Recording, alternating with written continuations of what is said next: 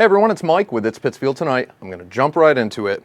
And, well, I'm going to start with, yes, I'm horribly sick. I have a horrible sinus infection that has just beat the crap out of me. I'm on the upswing of it, thank God, but wow, what a rough week it has been, really.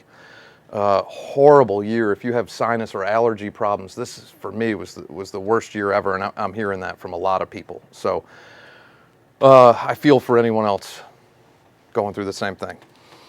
So anyway, that being said, I'm going to try to make this short. If I'm loud right now, it's only because I can't hear out of this ear, so I'm probably speaking louder than normal, I think. I don't know. But anyway, so there's a lot going on in Pittsfield.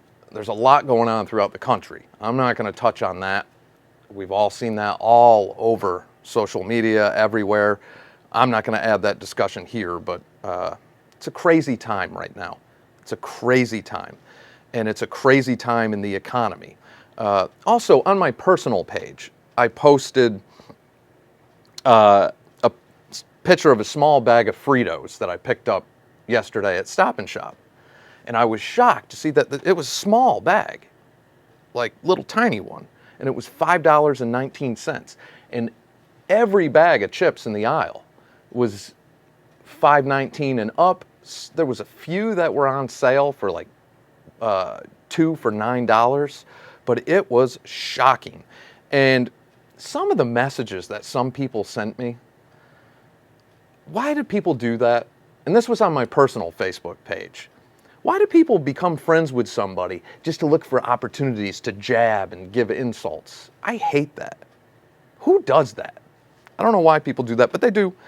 So, look, I'm well aware of why the costs are what they are. Some people told me, no, what you're doing wrong here is you're buying the wrong kind of Fritos. You got to get the and oh my God. Look, I was trying to make a point. It's based off the commodity market. And I know all of you know what that is, but to the couple of you that don't, commodities on the exchange, world exchange, are things like silver, gold, oil, corn, wheat, natural gas. Those are commodities. Coffee is a commodity. They're traded globally. They're used throughout the entire world. The reason those Fritos were as much as they are is because corn is up, I don't know, 400%, 500%. It's ridiculous. It's trading at almost $8. It went down a little bit the past couple days, but it's way up there. Look at wheat. So if you're in the business of, say, baking, using flour, your ingredient costs have doubled, tripled. It's ridiculous. So that's why the cost of those Fritos. Fritos is a corn chip. But anyway, that was the point I was trying to make. And I can't believe something, oh, you're shopping in the wrong store. You're doing, like, no, I was trying to make a point. I shop at Stop and Shop. It's right next to my house. And like I put in that post, yes, I get it. If I was a farmer in the 1800s, everything would be better. I'm not. I was just making a point about inflation and was shocked to see that a small bag of Fritos was something that was really no longer in my budget. I've got other things I got to buy. So anyway, there was that. Crime in Pittsfield. Unbelievable. Out of control. I was listening to the scanner last night. It sounded like I was listening to a high-speed chase somewhere in Pittsfield. I mean, it just, wow. It is crazy. And, you know, every time there's a mayoral election, we hear about how they're going to tackle crime and they're going to do this. And then once they get in there, it's, well, it's not our fault. There's this, there's that. It's a national epidemic. It's blah, blah, blah, blah, blah, blah, blah, blah, blah, excuse after excuse. But the problem is, it is decimating Pittsfield to the point where people are done. They want to go, they want to leave, they want to move out. And finally, even the Berkshire Eagle is addressing it. Because the Berkshire Eagle generally will never turn on the mayor's office. Never. Now, if it was Melissa Mazzeo in there, oh man, they'd go after her all day, every day. Every day. Because the Berkshire Eagle picks sides. They pick who they like and don't like. But even they're acknowledging that crime has just gotten so bad, we got to do something. There has to be, look, the buck stops somewhere. You can't always come up with an excuse. You have to take responsibility for your own community. Period. And again, we have a mayor that she's not the type of mayor that is out there, that is using social media, that is doing regular press conferences, that is communicating with the people. We were promised so much transparency and openness. I don't see it. I don't see it. So crime is something we're going to definitely be talking about soon. Also, this week coming up, our Ward 2 City Councilor Charles Kronick, who I talked about in that last video, will be coming on.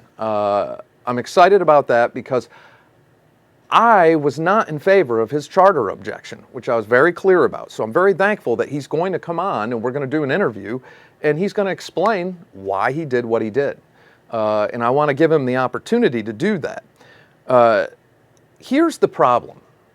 The biggest problem I had with that whole scenario after the meeting. The next day or so,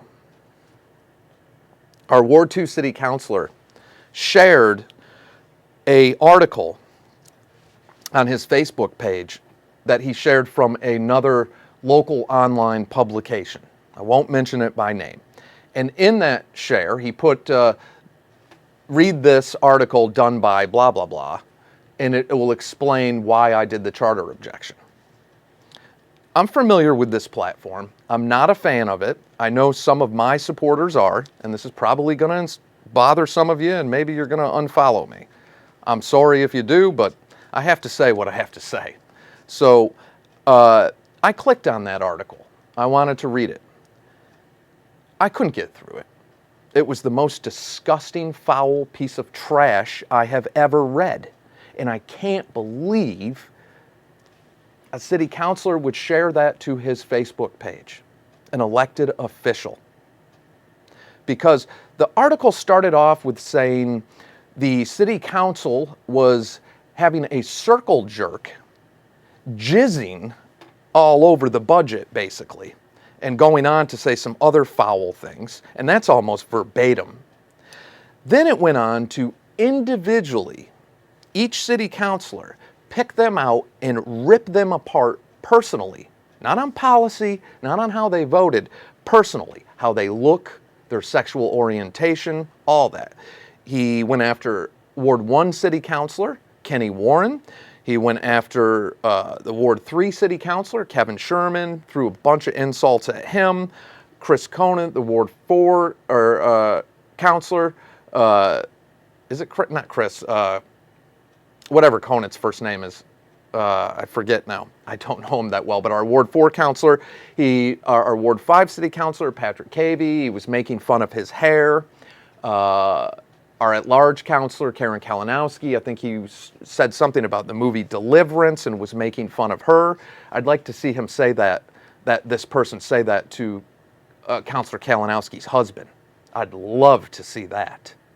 The worst of it, though, that really turned my stomach was what he said about the city council president, Peter Marchetti, and the Ward 6 city councilor, Dina Lampiazzi. Now, Councilor Marchetti, I disagree with him 95% of the time on policy.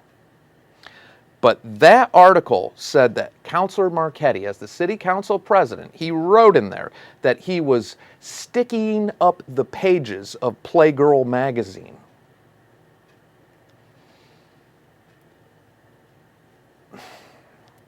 Peter Marchetti just buried his husband a couple months ago. And this is the kind of crap, it's not even crap, it's filth, it's trash that somebody would put out there. Then he went on to our Ward 6 city councilor, Dina Lampiazzi, who is a proud new mom, married to a local doctor, Her wife is and her are very well known in the community. I disagree with Dina Lampiazzi, again, almost as much, if not more, than I do with Councilor Marchetti on policy. But he went on to attack this person, and he referred to her saying she was sitting there contemplating a sex change operation. Who does that to members of the community? That kind of hate and disgusting filth, there should be no place for that in our community. None. Zero. That article was one of the worst things I've ever read. I couldn't get through it. So whatever the explanation was about the budget, I had zero, I couldn't even get to that point. Couldn't even get to it.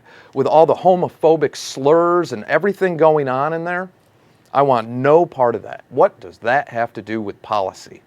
And I'm assuming the man who wrote that article, he must be just a perfect specimen of a man. I'm assuming he's what, 6'4", 6'5", big, broad, wide shoulders, probably a great big thick head of hair and, you know, chiseled jawline and big chest, right? He must be the most beautiful, perfect specimen as a man to be able to rip apart everybody else's looks like that, right? Garbage, trash. There should be no tolerance for that in our community. None, zero, period. You can disagree on policy all day long. I know I get messages from people all the time that think I particularly hate Pete White and Earl Persip. And that couldn't be farther from the truth. Or further. But I don't hate them. I don't like a lot of the stuff they've done on policy. I had a problem with Councilor Persip during that same meeting because he took his anger, whether it was misplaced, coming, you know, and he was directing it on other issues, but he took it out on the liquor store owners when it got to the nip bottle ban part. And I know a lot of the liquor store owners. I had been talking to them and working with them, and they were disgusted, and many of them had voted for Councilor Persip many times over, and I think that's why they were so bothered by that. They won't be voting for him again, not the ones I spoke to. They didn't understand why he was attacking them, making it seem like they did this. This is their problem, when they were trying to come up with a solution. Well, I saw Wacona Park is doing nip bottle night, where you bring a nip bottle and you get something to try to help clean up litter. Why don't you go after them then and say, hey, you're barking up the wrong tree. Why don't you go to the state and try to get a bottle bill done? He was mad. So I was upset with Councilor Persip over that too. But look, we've got to find a way to start coming together. All this hate and division and this crap, like the crap that a certain local politician's spouse did to me, all that crap has to stop. It has to stop. So anyway, that's it for now. I could go on forever, but I just wanted to do a quick update with everybody where I'm at, where I've been, in case you didn't see that post. And I'll be back this week. I'm 75% there. Not 100%, but I'm definitely on the mend. And I was so thankful it wasn't COVID. So, I was terrified of that. So it wasn't. But anyway, that's it for now. We've got some hot weather coming, a lot of stuff coming up, 4th of July, all these things. But everybody, please look out for each other.